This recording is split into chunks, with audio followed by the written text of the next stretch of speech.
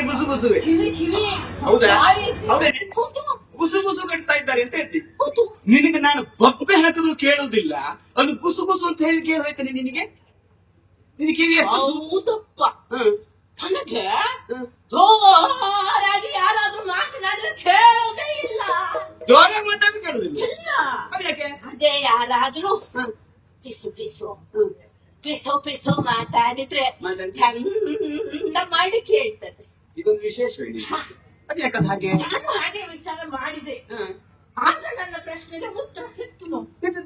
ಈಗ ದೊಡ್ಡ ಶಬ್ದ ಮಾಡಿ ಮಾತಾಡಿದ್ರೆ ಆ ಶಬ್ದದಲ್ಲಿ ಕರ್ಕಶವಾದ ಒಂದು ಧ್ವನಿ ಬರ್ತದೆ ಗೊತ್ತಾ?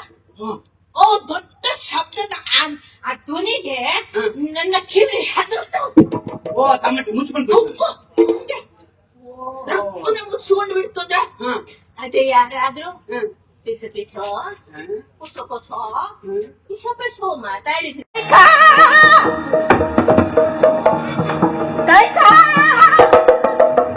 ಎಂತದದು?